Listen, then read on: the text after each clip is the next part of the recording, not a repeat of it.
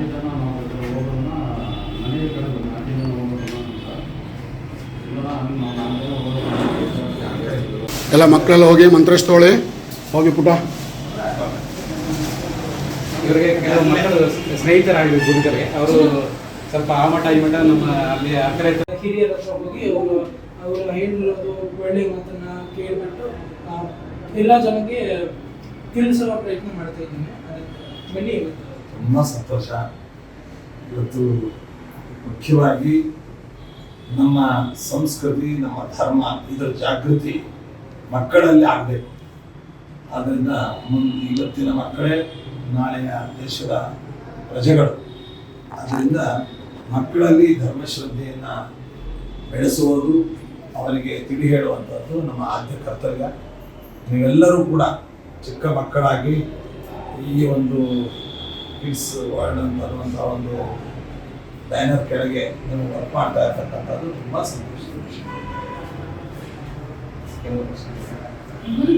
ಇವತ್ತಿನ ಕಾಲ ಮಕ್ಕಳಿಗೆ ಜೀವನ ಲೈಫ್ ಪರ್ಪಸ್ ಏನು ಅಂತ ಮಕ್ಕಳಿಗೆ ಅಂತ ಮುಖ್ಯವಾಗಿ ಭಗವಂತ ನಮಗೆ ಏನು ಈ ಜನ್ಮವನ್ನು ನೀಡಿದ್ದಾನೆ, ಇದನ್ನು ನಾವು ಸಾರ್ಥಕ ಮಾಡಿಕೊಳ್ಬೇಕು. ಇದರಲ್ಲಿ ಚಿಕ್ಕ ಮಕ್ಕಳಿಗೆ ಒಂದು ಅವರ ದೇಹದ ಸ್ವಾಸ್ಥ್ಯ, ಆರೋಗ್ಯದ ವಿಚಾರ, ಮತ್ತೊಂದು ವಿದ್ಯಾಭ್ಯಾಸ, ಮತ್ತು ಮಕ್ಕಳ ಆಟ ಪಾಠಗಳು ಅನ್ನುವಂಥದ್ದು ಮಕ್ಕಳ ಮೂಲಭೂತವಾದ ಹಕ್ಕು. ಜೊತೆಯಲ್ಲಿ ಧಾರ್ಮಿಕ ಶ್ರದ್ಧೆ ಅನ್ನುವಂಥದ್ದನ್ನು ನಾವು ಮಕ್ಕಳಲ್ಲಿ ನಾವು ನಮ್ಮ ಸನಾತನ ಹಿಂದೂ ಧರ್ಮದ ಒಂದು ಮಹತ್ವ, ಅಲ್ಲಿ ಮಕ್ಕಳಿಗೆ ಅಭಿರುಚಿ ಇದನ್ನು ಮೂಡಿಸಬೇಕಾದದ್ದು ನಮ್ಮ ಕರ್ತವ್ಯ. ಭಾಗವತದಲ್ಲಿ ಪ್ರಹ್ಲಾದರಾಜನ ಮಾತನ್ನು ಹೇಳ್ತಾರೆ, ಕೌಮಾರ ಆಚರ್ಯ ಪ್ರಾಜ್ಞ ಧರ್ಮಾನ್ ಭಾಗವತಾನಿಹ ಅಂತ. ಚಿಕ್ಕ ವಯಸ್ಸಿನಿಂದಲೇ ನಾವು ಧಾರ್ಮಿಕ ಒಂದು ಕಳಕಳಿ, ಆಚರಣೆ, ಶ್ರದ್ಧೆ ಉಳ್ಳವರಾಗಬೇಕು.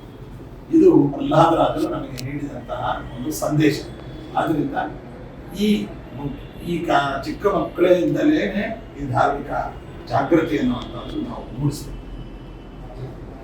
ತುಂಬ ಜನ ಮಕ್ಕಳು ಹಲವಾರು ಗೊಂದಲಗಳಲ್ಲಿ ಇದ್ದಾರೆ. ಅದಕ್ಕೆ ಪರಿಷ್ಕಾರ ತಿಳಿಸಿಕೊಡಿ. ಈಗ ಗೊಂದಲ ಅಂತಂದರೆ ಕೌಟುಂಬಿಕವಾದದ್ದು ಅಥವಾ ಆರೋಗ್ಯಪರವಾದದ್ದು, ಶೈಕ್ಷಣಿಕವಾದ ಮಹತ್ವವಾದದ್ದು ಅನ್ನುವಂಥದ್ದನ್ನು ನಾವು ವಿಚಾರ ಮಾಡಬೇಕು. ಮಕ್ಕಳು ಯಾವುದೇ ಮಾನಸಿಕ ಒತ್ತಡ, ಗೊಂದಲಕ್ಕೆ ಒಳಗಾಗಬಾರದು. ಅವರ ಮನಸ್ಸು ಪ್ರಫುಲ್ಲಿತವಾಗಬೇಕು. ಆ ಗೊಂದಲದಿಂದ ಅವರ ಪಾಲಕರು, ಹಿರಿಯರು ಅಥವಾ ಗುರುಗಳು ಅವರನ್ನು ನಾವು ಹೊರ ತರಬೇಕು. ತಂದು ಅವರ ಮನಸ್ಸು ವಿಕಸಿತವಾಗಬೇಕು, ಪ್ರಫುಲ್ಲಿತವಾಗಬೇಕು. ಅಷ್ಟೇ ಹೊರತು ಅವರ ಮನಸ್ಸು ಕೆರಳದಂತೆ ವಿಕಸಿತವಾಗುವಂತೆ ನಾವೆಲ್ಲರೂ ಹಿರಿಯರು, ಪಾಲಕರು ಮಾಡಬೇಕು. ಅವರಿಗೆ ಅಧ್ಯಯನ, ಅವರ ಆಟಪಾಠಗಳು, ಅವರ ಆಹಾರ, ಜೊತೆಯಲ್ಲಿ ಅವರಿಗೆ ತಂದೆ ತಾಯಿಗಳ, ಹಿರಿಯರ ಪ್ರೀತಿ, ವಿಶ್ವಾಸ ಅನ್ನುವಂಥದ್ದು ಅವರಿಗೆ ಲಭ್ಯವಾಗಬೇಕು.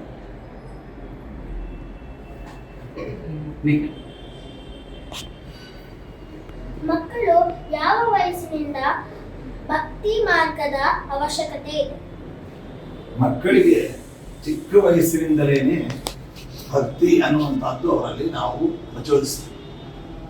ಭಾಗವತದಲ್ಲಿ ಪ್ರಹ್ಲಾದರಾಜರ ಸನ್ನಿವೇಶದಲ್ಲಿ ಹೇಳುವಾಗ ಅವರು ಕೌಮಾರ ಆಚರ್ಯ ಪ್ರಾಜ್ಞ ಅಂತಂದಾಗ, ಕೌಮಾರಾವಸ್ಥೆಯಲ್ಲೇನೆ ನಾವು ಧರ್ಮದಲ್ಲಿ ಆಸಕ್ತಿ ಇಟ್ಕೊಳ್ಬೇಕು. ನಾವು ರಿಟೈರ್ಡ್ ಆದಮೇಲೆ ಅಥವಾ ದೊಡ್ಡವರಾದ ಮೇಲೆ ಇದ್ರ ಬಗ್ಗೆ ನಾವು ತಿಳ್ಕೊಳ್ತೇವೆ ಅಂತಂದರೆ ಅವಾಗ ಪ್ರವೃತ್ತಿ ಅನ್ನುವಂಥದ್ದು ಬರೋದಿಲ್ಲ. ಅದಕ್ಕೆ ನಮ್ಮ ಕನ್ನಡ ಸಾಹಿತ್ಯದಲ್ಲಿ ಒಂದು ಮಾತನ್ನು ಹೇಳ್ತಾರೆ, ಚಿಕ್ಕಂದಿರೋಳು ಮಕ್ಕಳಿಗೆ ಅಕ್ಕರ ವಿದ್ಯೆಗಳ ಕಲಿಸದಿದ್ದೊಡೆ ಕೊಂದಮ್ಮ ಅಂತ. ಅಕ್ಕರ ವಿದ್ಯೆಗಳು ಅಂತಂದಾಗ ಕೇವಲ ಶಾಲೆ ಪಾಠದ ಮಾತ್ರ ಅಂತಲ್ಲ, ಅವನ ಆಧ್ಯಾತ್ಮಿಕ ವಿಕಾಸಕ್ಕೆ, ಅವನ ಆತ್ಮೋನ್ನತಿಗೆ ಮುಂದೆ ಬೇಕಾಗುವಂತಹ ಎಲ್ಲ ಮಾರ್ಗಗಳನ್ನು ಚಿಕ್ಕಂದಿನಿಂದಲೇ ನಾವು ಅವರಲ್ಲಿ ಪ್ರಚೋದಿಸಬೇಕು, ಪ್ರೇರೇಪಿಸಬೇಕು. ಜೊತೆಯಲ್ಲಿ ಅಂಧವಿಶ್ವಾಸವನ್ನ ಅಲ್ಲ, ಇದು ಇಂಥ ಮಹತ್ತರವಾದದ್ದು, ಇದರಿಂದ ಇಂತಹ ಉಪಯೋಗ ಇದೆ ಅನ್ನುವಂತಹ ರೀತಿಯಲ್ಲಿ ಮಕ್ಕಳಿಗೆ ನಾವು ತಿಳಿಸ್ತಾ ಹೋದ್ರೆ ಅವರಿಗೆ ಪ್ರವೃತ್ತಿ ಅನ್ನುವಂಥದ್ದು ಬಾಲ್ಯದಿಂದಲೇ ಬರಬೇಕು. ಇವತ್ತಿನ ಸಮಾಜವನ್ನು ತಿದ್ದುವ ಕೆಲಸ ಚಿಕ್ಕ ವಯಸ್ಸಿನ ಮಕ್ಕಳಿಂದ ನಾವು ಮಾಡಬೇಕಾಗಿದೆ.